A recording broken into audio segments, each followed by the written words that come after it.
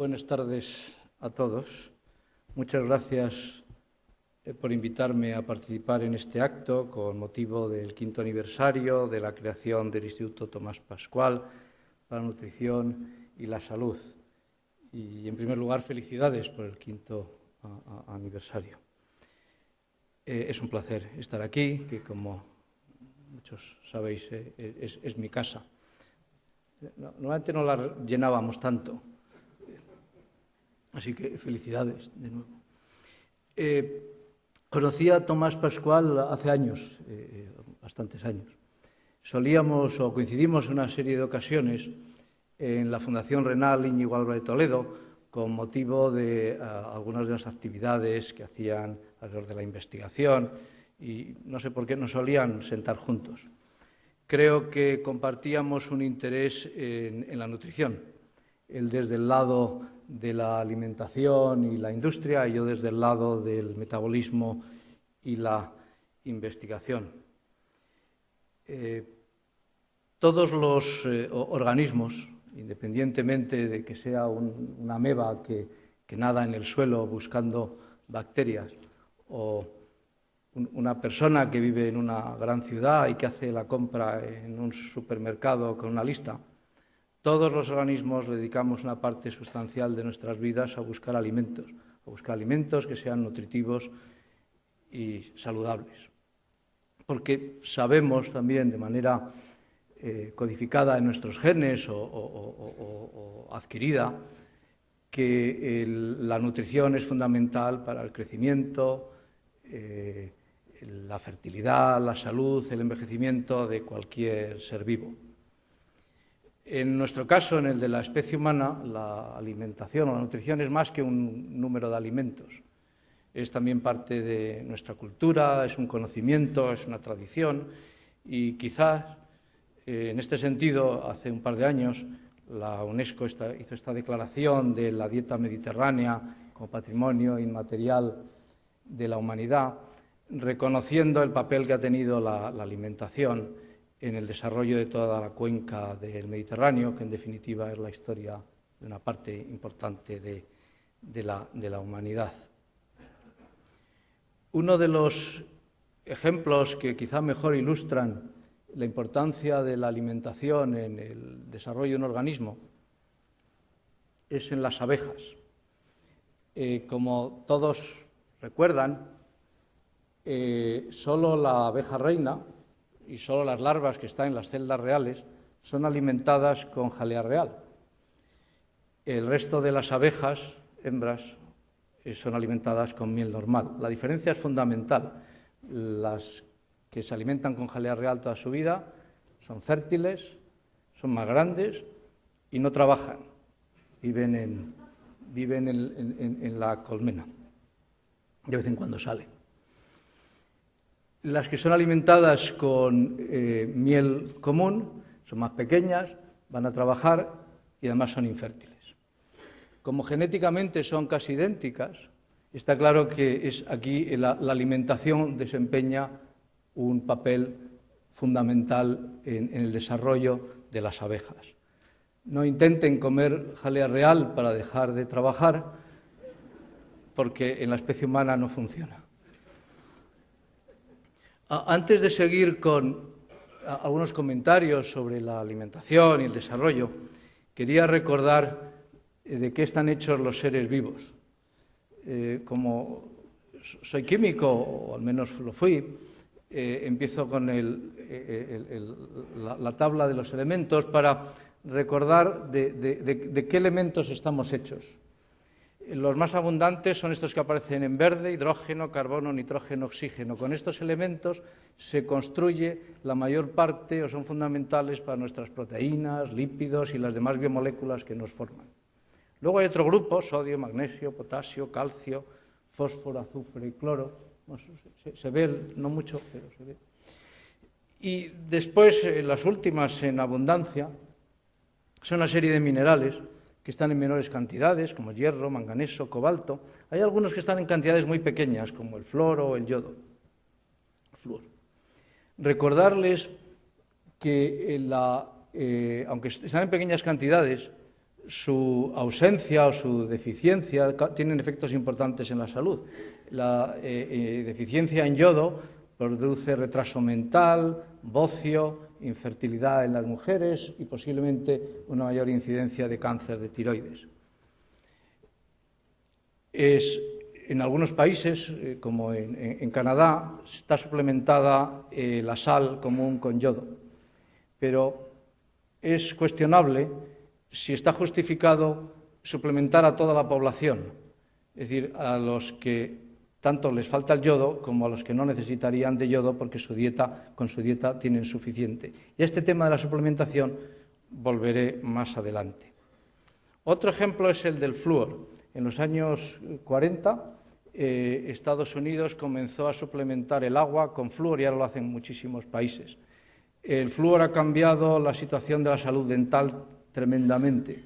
No recuerdo qué porcentaje, pero del orden de un 20 o un 30% de los, cuando el servicio militar en Estados Unidos era obligatorio, eran dado de bajas por su mala salud dental. Faltaban a los jóvenes de 21 años una gran parte de la dentadura.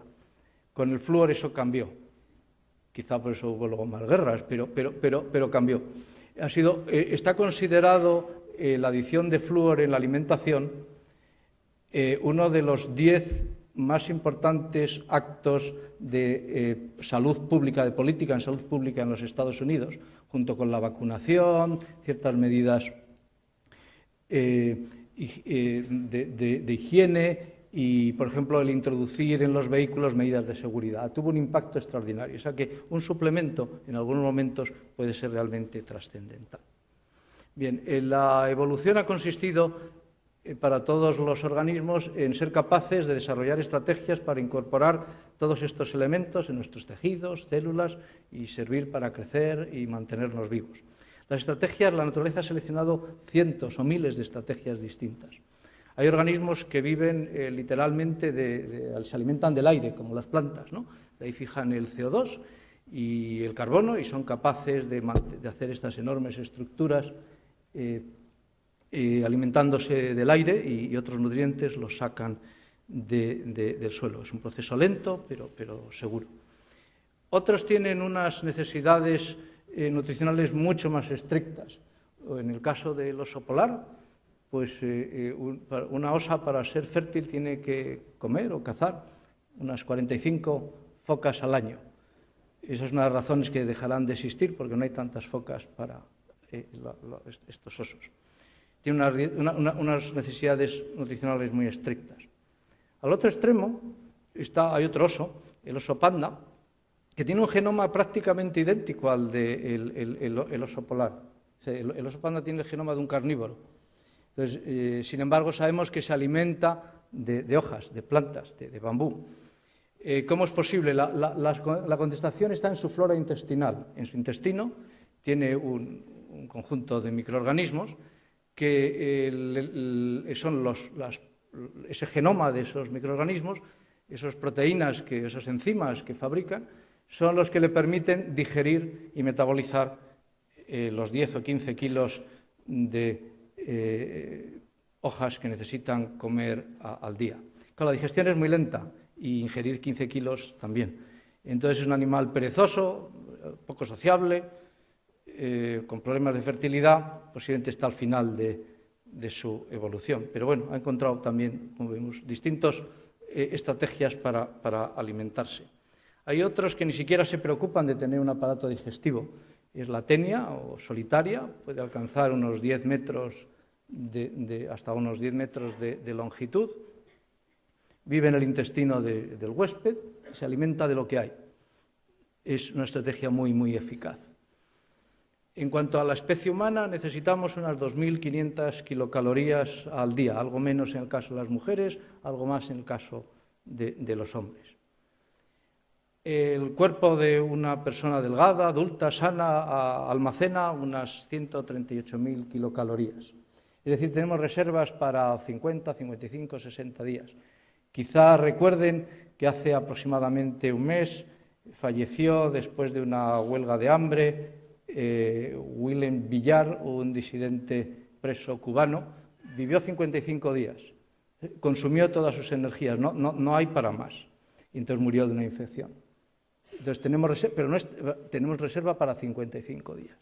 Y están almacenadas en forma de triglicéridos, de grasa. La naturaleza seleccionó la grasa por sus características físico-químicas, por su elevada densidad calórica. 1 gramo de grasa tiene 9 kilocalorías. Esto es mucho más eficaz que 1 gramo de proteínas, 1 gramo de glucógeno, que tiene la mitad, 4,5. Pero además la grasa, como es bien conocido, no se mezcla con el agua. Es decir, que cuando almacenamos grasa no hay agua, pero si almacenamos 1 gramo de glucógeno, de proteínas, hay que ponerle 1 gramo de agua también. En resultados prácticos, ¿qué significa? Estas 138.000 kilocalorías, si las almacenamos como grasa, como triglicéridos, pesan 15 kilos.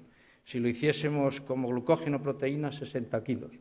La diferencia son 45, que es el peso aproximado de 2 bombonas de butano llenas. O sea, que imaginémonos todos con 2 bombonas de butano el resto de nuestra vida. La naturaleza hubiese sido muy distinta.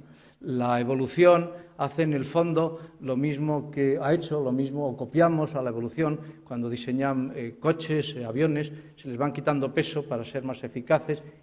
Entonces, la única diferencia entre la manera que tiene de actuar la evolución y la ingeniería, la evolución es barata pero lenta, y la ingeniería, si queremos que sirva para algo, que sea eficaz, tenemos que poner mucho dinero, como en general, en toda la investigación. Creo que este es un buen sitio para hacer esa declaración. Bien, pero no valen 2.500 kilocalorías cualquiera. Tienen que venir acompañadas de una serie de nutrientes específicos, de nutrientes esenciales, de sustancias que no podemos fabricar. No modificamos una molécula en otra, pero hay ciertas moléculas que no podemos fabricar. Esas son las vitaminas, los minerales a los que antes me refería, los ácidos grasos como los omega 3 y una serie de aminoácidos. Los aminoácidos, como saben, son los bloques con los que se construyen las proteínas. Hay unos 20 aminoácidos, de los cuales 9 no podemos fabricar. Los tenemos que conseguir con la dieta. Entonces, la pregunta es, ¿cómo sabe un organismo que lo que está comiendo es nutritivo? O sea, ¿cómo sabe que debe de comer esto en lugar de llenarse de otro tipo de alimento? Pues bien, todos los organismos, ahora lo hacemos, ahora es más fácil, ahora uno puede ir de nuevo a un supermercado y si es capaz de leer letras en blanco sobre un fondo amarillo y con una lupa, pues posiblemente se enterará de lo que está alimentándose. Pero, ¿cómo hemos llegado hasta saber qué es una buena dieta? Existe un código, o sea, existe un sistema innato por el que está codificado en el genoma, que posibilita a todos los organismos, incluidos nosotros, a detectar más o menos lo que es saludable y lo que no lo es. Y pondré algún ejemplo. Hace muchos años trabajaba con este organismo, se llama Dictyostelium discoideum. Lo que aparecen son 2 células, 2 amebas de este organismo, y observamos que tienen un mecanismo, pensamos que es singular, pero luego no era tanto, para detectar alimentos. Se alimentan de bacterias y tienen, estas amebas no fabrican ácido fólico, como nosotros. Entonces, cuando las amebas sueltan ácido fólico al medio, cuando van nadando y encuentran, tiene un sistema que les permite detectar que hay ácido fólico. Entonces, si hay ácido fólico, si lo encuentran, siguen nadando en esa dirección. Si la intensidad del ácido fólico se disminuye, cambian al azar de dirección. Y por ese procedimiento tan sencillo acaban encontrando las bacterias para comérselas.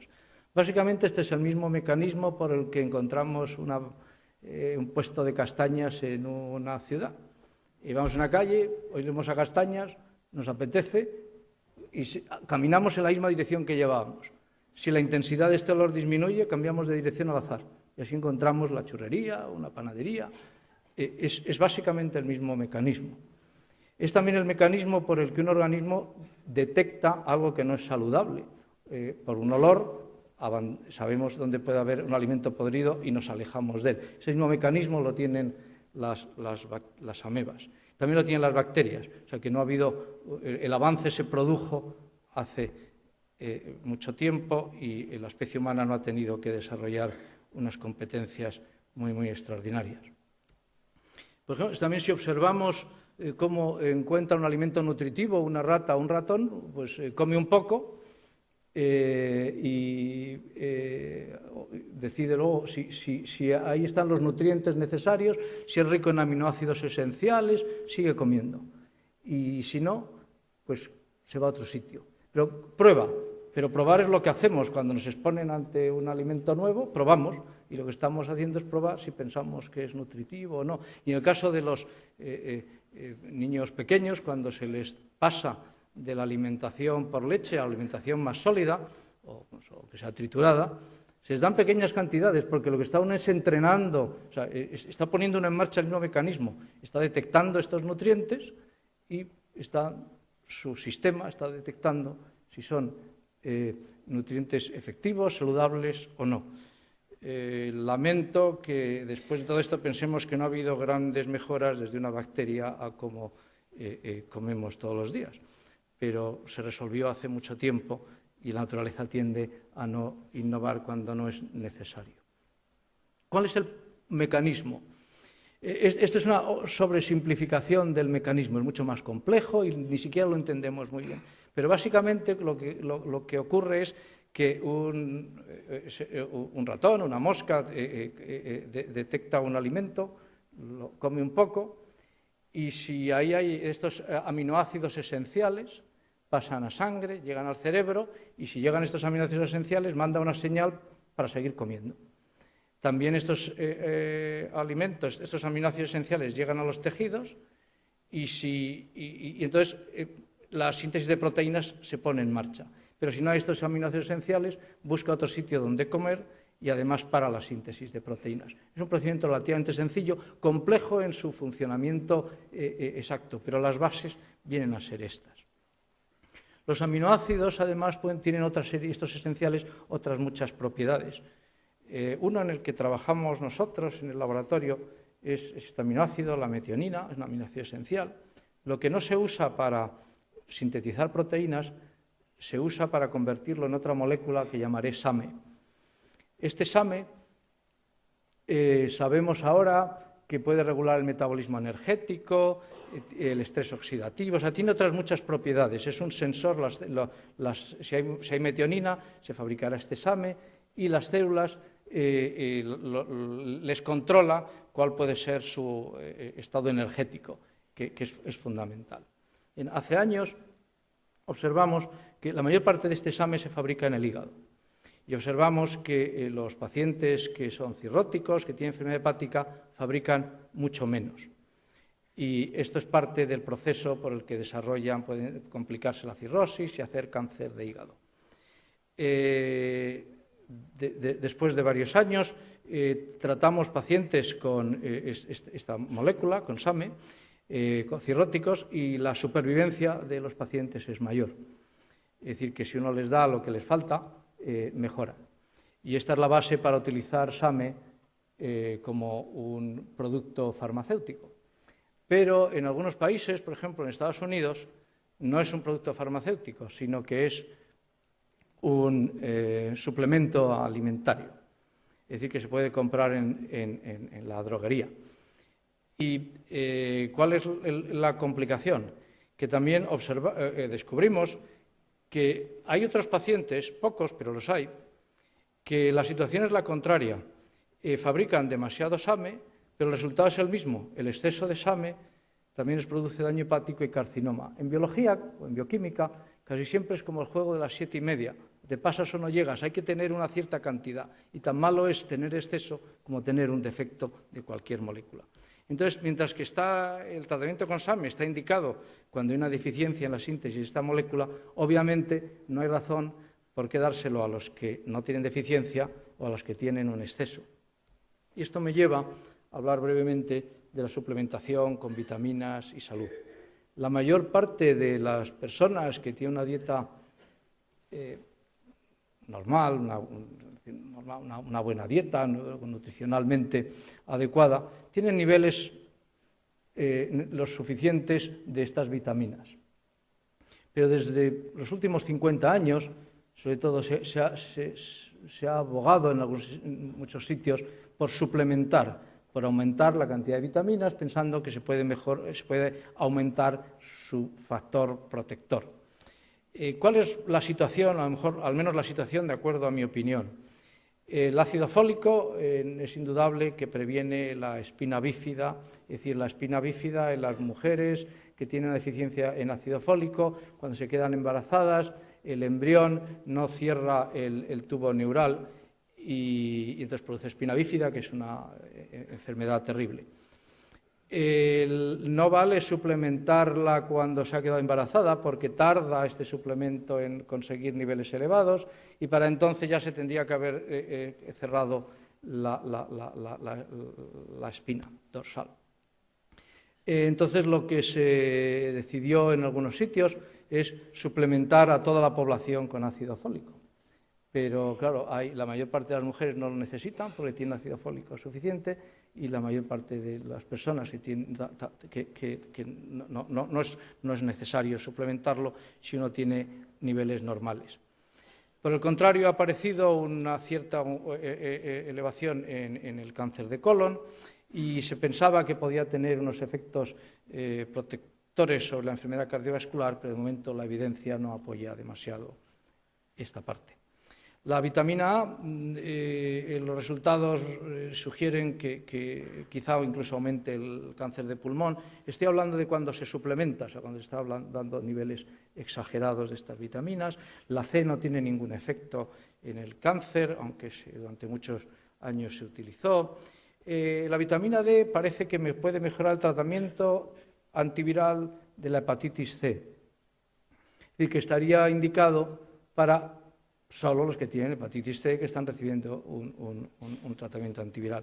Sobre la vitamina E no tiene efecto cardiovascular, disminuye el cáncer de vejiga, pero aumenta el cáncer de próstata y mejora una enfermedad del hígado que llamamos esteatohepatitis, que es el hígado graso con inflamación, que es una situación que alrededor de un 10% de la población occidental tiene. Entonces, de nuevo, al menos mi mensaje es que la suplementación con vitaminas, es decir, estar por niveles altos, por encima de lo normal, es muy recomendable, debe ser una dieta personalizada, es recomendable para aquellos que lo necesitan, pero el suministrárselo en cantidades elevadas al conjunto de la población es cuestionable. Ahora, ¿por qué se suplementó con vitaminas? Porque el racional era bueno. La razón es que cuando nos alimentamos, el resultado del metabolismo es que al final el oxígeno en las mitocondrias se convierte en agua y esto produce la energía necesaria para que esa célula viva, fabrique lo que tiene que fabricar y el organismo pueda mantenerse en definitiva también vivo. Es un proceso enormemente eficaz, que prácticamente todo el oxígeno se convierte en agua.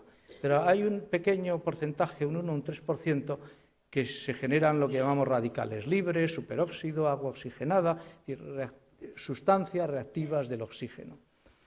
Los organismos tienen un sistema de defensa, un sistema antioxidante, que hay enzimas y otras moléculas como NADPH, glutatión, y ahí están las vitaminas, esa es una de sus funciones. Entonces el argumento es que si se daba más, estaba bien pensado, se reduce los efectos secundarios de la combustión de los alimentos y se podría prevenir mejor ciertos procesos.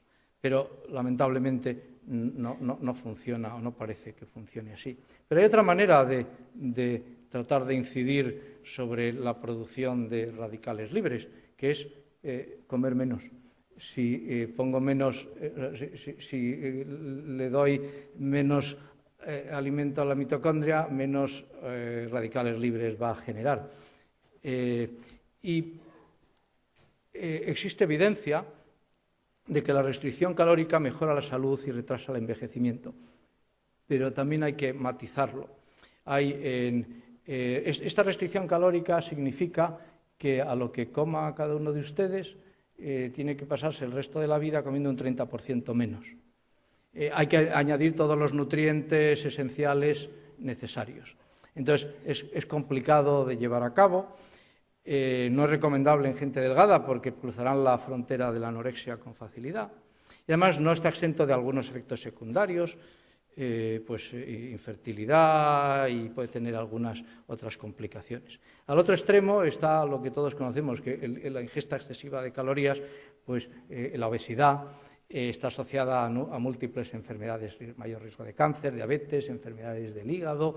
Entonces, bueno, pues hay una buena razón para mantenerse en un peso, no sé si llamar ideal, pero dentro de un cierto entorno.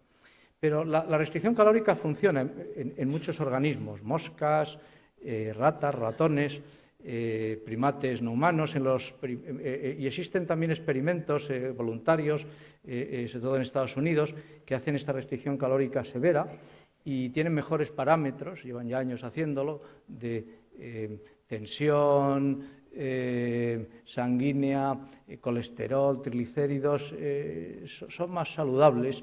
Lo que no sé si psicológicamente también lo son. Pero el objetivo sería, entonces, la pregunta es si mediante una dieta específica se podrían obtener los beneficios de la restricción, evitando los efectos secundarios. Entonces, no hay una contestación luego para humanos, pero hay algún dato que sugiere que merece la pena seguir investigando. En estas moscas, cuando se les hace una restricción calórica, se reduce la síntesis de proteínas, pero se retrasa el envejecimiento y se reduce la fertilidad. Pero se ha encontrado que, de nuevo, con este aminoácido, otros investigadores han observado que si a la restricción calórica se le añade metionina, sigue teniendo los efectos de retrasar el envejecimiento, pero no afecta a la fertilidad. O sea, esto sugiere que sí se pueden encontrar, al menos en el caso de las moscas, que estas investigaciones son buenas, son interesantes, porque nos pueden dar pistas de cómo tener los efectos beneficiosos de la restricción calórica, evitando los secundarios. De nuevo, lo que ocurre en las moscas es poco probable que sea radicalmente extrapolable a la especie humana. Y ya más o menos para acabar, decía al comienzo que el oso panda conseguía alimentarse de esta dieta que no le correspondía por su genoma, porque su flora intestinal le permitía digerir todas esas plantas, hojas que come todos los días. En la flora intestinal, el intestino de todos los organismos, incluido el nuestro, tiene una flora abundante. En la especie humana, el intestino nuestro alberga unos 10 a la 13, 10 a la 14 microorganismos, es decir, unos 100 billones, 10 a 100 billones de microorganismos. Son de muchos tipos, de muchas variedades, de muchas especies. Es decir, que colectivamente el número de genes distintos que aportan estos microorganismos es muy superior a los 20 y tantos mil que tiene nuestro propio genoma. Es decir, que vivimos como en una cooperativa o una mutualidad con los microorganismos que están en nuestro intestino. Y ellos se encargan o también de hacer el metabolismo. Y cuando nos alimentamos, las bacterias, que aparecen ahí como unos cilindros, empiezan a actuar sobre estos alimentos, los metabolizan y parte de ese metabolismo lo sueltan al medio, nosotros lo atrapamos, entra en circulación. Es decir, que nuestro metabolismo es una mezcla de lo que nos encargamos de hacer dentro y lo que nos encargamos con los microorganismos que viven con nosotros. No todas las personas tienen el mismo microbioma, la misma microorganismos en el intestino. Hay dos grandes categorías, como era de esperar. Depende de lo que uno debe comer, pues unas bacterias crecen bien y otras no lo hacen. Es decir, que depende de la dieta, pues la flora intestinal es más abundante en un tipo de microorganismos que en otro. Hay dos grandes tipos, bacteroides y prebotella. Y como era de esperar, pues unos están más asociados a la dieta rica en proteínas y grasa animal, y la otra está la dieta rica en fibra y carbohidratos. En el fondo lo que consiguen es que cuando una persona tiene una dieta rica en proteínas y grasa animal, esos microorganismos son muy hábiles en extraer mucha de esa energía. Y cuando uno tiene una dieta rica en fibra y carbohidratos, son los organismos que no son tan hábiles en sacar energía. Pero luego hay subtipos, y lo que empieza a haber investigaciones muy interesantes es que hay subtipos o colonias anormales de microorganismos que están relacionadas con enfermedades, con obesidad, diabetes, ciertos tipos de cáncer, y que un tipo de estas enfermedades no solo puede haber un componente que es el resultado de mi metabolismo, de mi edad, de mi genoma, sino también el resultado de esos microorganismos que están en mi intestino. Como sobre mi edad y mi genoma poco puedo hacer, pues existe la posibilidad de intentar actuar sobre los microorganismos que están en nuestro intestino. Y ese es uno de los objetivos en la industria billonaria, que tiene como objetivo ver si es posible corregir, o sea, modificar con una dieta los microorganismos intestinales y modificar el metabolismo e incidir sobre algunas enfermedades comunes, como antes decía. Es posible. Hace como 40 o 50 años que se practica algo que se denomina trasplante de microbioma fecal. Y es un tratamiento efectivo para una infección por Clostridium difficile. El procedimiento es como el que se imaginan. Se busca un donante sano, es decir, entonces de una muestra de heces de esta persona, se homogeniza, se extrae, se filtra para extraer el extracto donde están todos sus microorganismos, y con un enema, otro sistema, se le aplica al intestino de la persona que tiene esta infección. Los microorganismos que se le han trasplantado, como un ecosistema, empiezan a crecer y a echar al Clostridium, y funciona. Entonces, sin embargo, claro, esto no es un procedimiento fácil para llevar a cabo en una población más importante por enfermedades comunes. Además, que sabemos que funciona para una cosa, pero no necesariamente funciona para todas las demás. Entonces, ¿cuál es el objetivo? Al menos mi visión es que si el futuro, si uno puede determinar el metabolismo intestinal, es decir, tenemos aproximadamente unos 4.000 metabolitos distintos en la sangre y otro número parecido en el intestino. Medir esos 4.000 del intestino, saca una muestra de heces, se aíslan los metabolitos y se miden. Una muestra de sangre, se aíslan los metabolitos y se mide.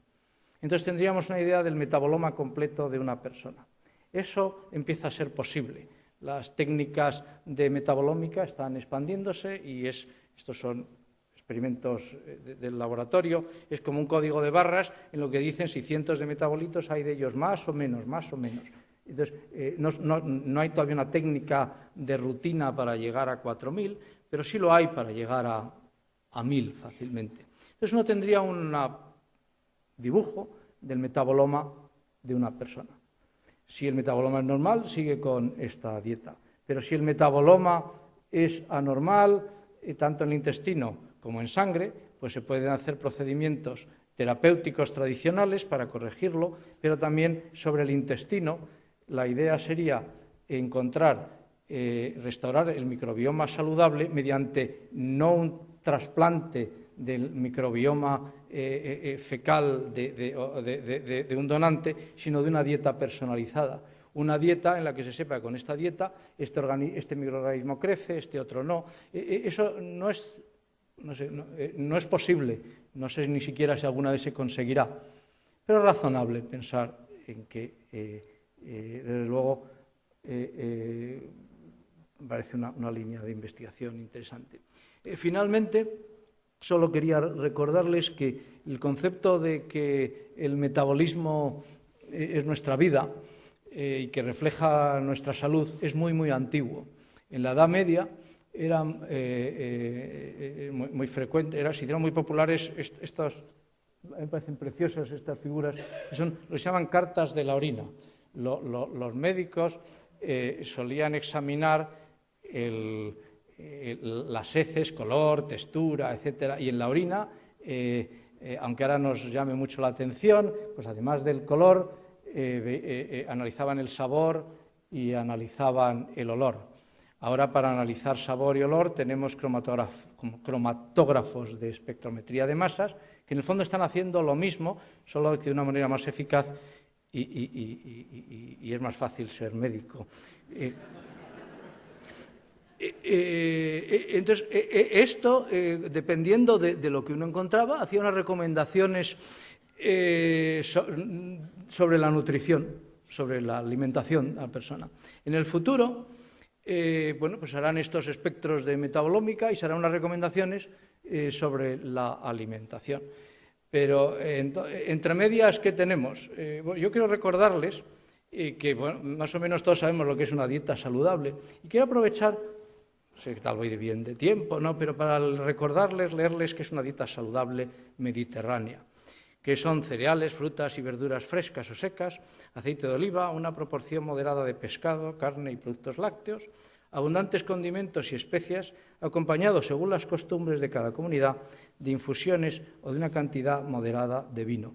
Quiero subrayar esto de la cantidad moderada de vino, porque normalmente tendemos a, cuando hablamos de la dieta mediterránea, en la parte norte del Mediterráneo, tendemos a olvidarnos que culturalmente toda la parte sur, sus costumbres es no beber vino y que viven exactamente, tienen el mismo efecto sobre su longevidad, cardiovascular. Es decir, que tomar una copa de vino está muy bien, pero no necesariamente hay que hacerlo para mayor gloria de la dieta mediterránea. Muchas gracias por su atención.